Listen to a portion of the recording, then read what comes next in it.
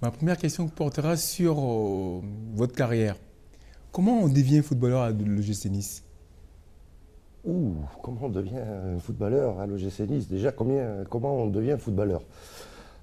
Par passion, par amour, et puis surtout, en plus, moi, niçois, par amour de ce club. Bon, il y a beaucoup de critères qui font qu'à un moment donné, vous avez une chance ou vous ne l'avez pas, et j'ai eu la chance de devenir footballeur professionnel à l'OGC Nice.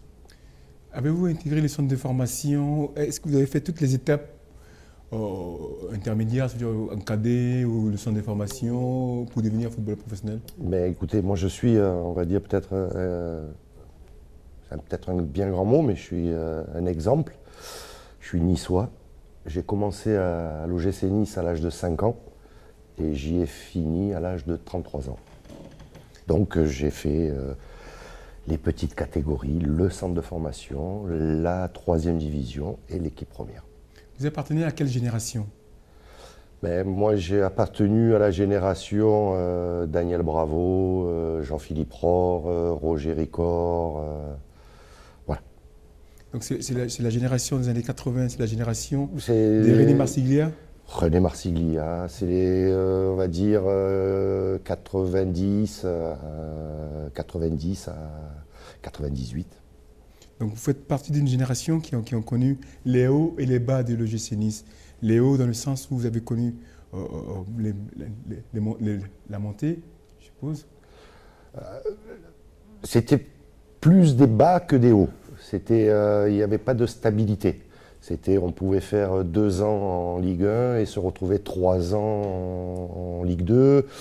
Les problèmes financiers, voilà, c'était très compliqué à l'époque à l'OGC Nice. De cette période, quel est le match qui vous a le plus marqué? Ça va être simple. Je pense que c'est le match que tout le monde parle. C'est le fameux 6-0 contre Strasbourg. Et c'était encore pour un maintien en première division. Donc c'était pas pour les hauts, c'était pour le bas. Et quel est le match qui vous a le plus marqué au niveau de la déception? Ah, la fameuse finale de la Coupe de France en 1997, qui pour moi est une plaie qui ne se refermera jamais, car malheureusement, 15 jours avant le match, je me blesse et je n'ai pas participé à la finale.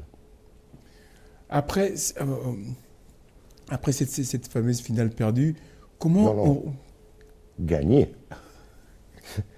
Gagné, car en 97, on bat Guingamp au penalty. Gagné. effectivement, comment on rebondit pour entamer une nouvelle saison? Comment ça se passe avec toute l'euphorie? Tout simplement, on se dit, bon ben voilà, malheureusement on n'a pas pu participer, maintenant il y a une nouvelle saison qui arrive, il va y avoir l'Europe, allez on oublie, et puis on se remet au boulot et on retravaille et c'est reparti. Il faut pas vivre avec l'amertume, autrement on n'avance pas. Donc oui, ça a fait mal, mais il y avait d'autres choses encore à avoir devant soi, donc vous repartez naturellement. Est-ce qu'il y a-t-il des joueurs de cette période-là qui vous a impressionné? De cette période, oui, bien sûr. Il faut se rappeler que c'est les années de l'OM, les Jean-Pierre Papin, les Chris. Mais pour moi, le joueur qui m'a le plus marqué, c'est Glenn Hoddle. Glenn Hoddle à Monaco. C'était la classe et c'était un super joueur de foot. Est-ce que dans votre carrière, vous avez certainement été contacté par des clubs UP ou des clubs de moins grand standing? Y a-t-il, est-ce que vous avez un regret d'un club qui vous a approché et qui n'a jamais été abouti? Aucun regret. Aucun regret. C'est vrai que j'ai eu des périodes où j'ai eu des clubs.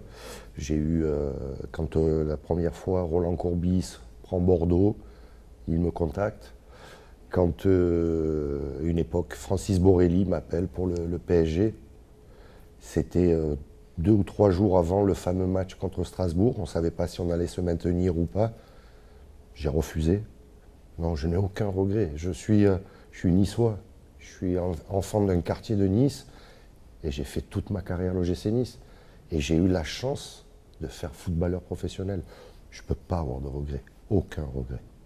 Est-ce que l'une des raisons pour laquelle vous êtes resté à l'OGC Nice, c'était une raison plus identitaire, c'est-à-dire plus le poids de l'histoire de la ville, le poids de Nice, le poids aussi de la famille?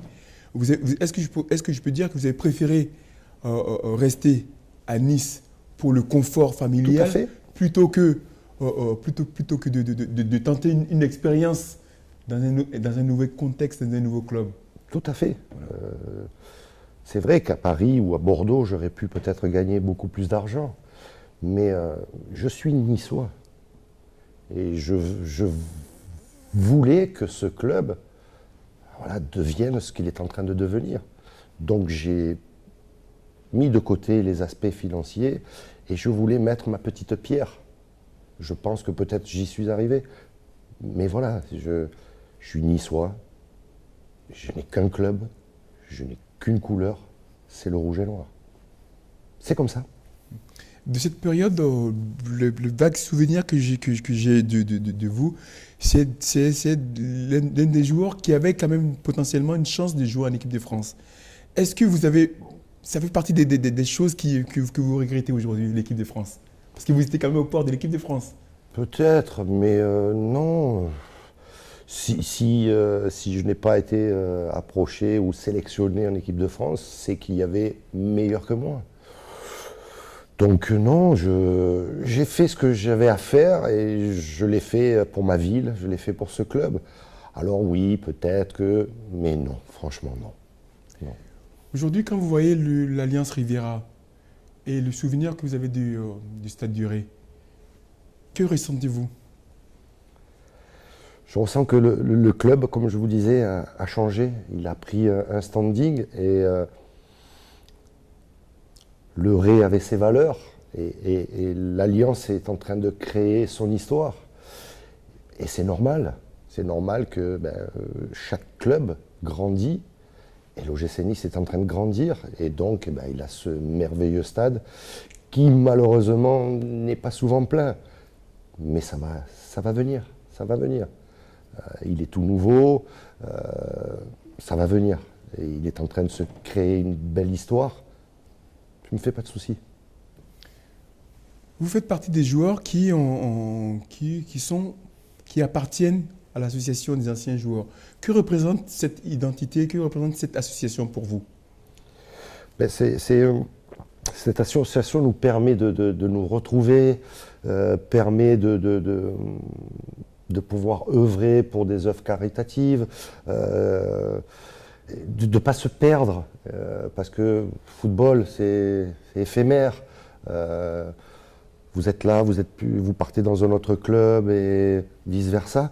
Et cette association permet, et on voit qu'il y a beaucoup de joueurs qui ont pu être transférés, qui étaient parisiens, nantais, et ils se sont attachés à cette ville, à ce club. Et ça permet vraiment de rester dans l'identité de famille. On est une famille. Que ressentez-vous aujourd'hui, ou plutôt quel regard portez-vous sur l'OGC Nice aujourd'hui et l'avenir de l'OGC Nice? Ah, que du beau. Que du beau. Je pense que dans quelques temps, on va pouvoir revivre les années 70, 75, les fameuses glorieuses années de l'OGC Nice. Mais on va s'y ancrer. J'en suis sûr. J'en suis sûr que dans quelques années, l'OGC Nice fera partie des grands clubs français. Ce qui n'a pas été le cas jusqu'à présent, par rapport à peut-être X problèmes. Mais petit à petit, l'OGC Nice est en train de vraiment se construire. Et je pense que le vraiment très beau va arriver. Merci beaucoup. Merci.